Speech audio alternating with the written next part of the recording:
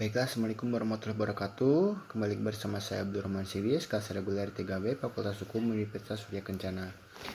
Baiklah, di sini saya akan mereview kembali mata kuliah hukum pidana dalam lanjut yang diberikan oleh Ibu Profesor Dr. Hajah Heni Nuraini SMH dan asisten dosennya yaitu Bapak Redi Aridayandi SMH. Baiklah, lanjut kepada bab 5, alasan hapusnya kewenangan menuntut dan menjalankan pidana. Yang pertama, alasan penghapusan kewenangan menuntut, yaitu yang pertama tidak adanya pengaduan pada delik aduan, yang kedua ne bis in idem, yang ketiga matinya terdakwa, dan yang terakhir daluarsa.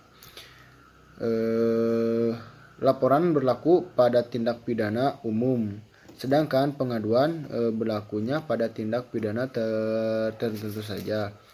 Macam-macam delik aduan. Yang pertama, delik aduan mutlak atau absolut, yaitu suatu delik atau tindak pidana karena sifatnya sendiri dari kejahatan, maka hanya dengan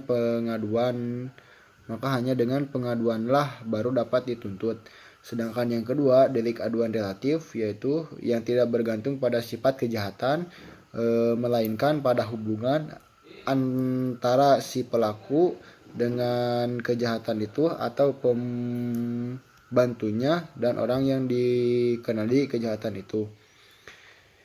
Tenggang waktu pengaduan, yaitu tenggang waktunya sejak saat orang yang berhak mengadu mengetahui adanya kejahatan. Hal ini berlaku baik untuk delik aduan absolut ataupun delik aduan relatif. Baiklah, mungkin segitu review dari saya, kurang lebihnya mohon dimaafkan. Baiklah, lanjut kepada jurnal hukum pidana dalam lanjut.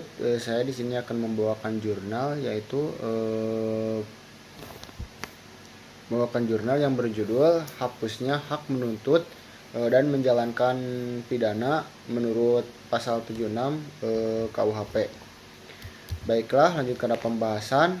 Seseorang yang telah melakukan perbuatan pidana pada dasarnya dapat dituntut di muka pengadilan untuk diadili, dan jika dalam persidangan dapat dibuktikan perbuatan pidana yang dituduhkan kepadanya, maka diputuskan bersalah untuk dapat dijatuhkan pidana sesuai dengan ancaman pidana dari peraturan pidana yang dilanggar. Namun demikian, dalam kenyataan hukum tidak selalu demikian adanya, karena terdapat hal-hal yang menurut hukum hak untuk melakukan penuntutan pidana menjadi gugur. Dasar aturannya,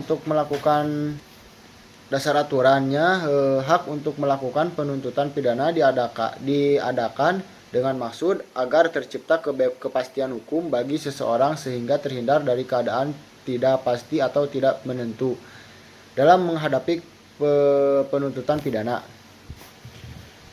Dan dari bunyi pasal 76 KUHP ayat 1 ini terlihat bahwa asas ini mengandung arti bahwa seseorang tidak dapat lagi dituntut untuk kedua kalinya atas dasar perbuatan yang sama terhadap mana atas perbuatan itu orang yang bersangkutan telah pernah diadili dan telah diputus perkaranya oleh hakim atau pengadilan yang berwenang. Dan untuk itu serta putusan untuk telah memperoleh keputusan hakim tetap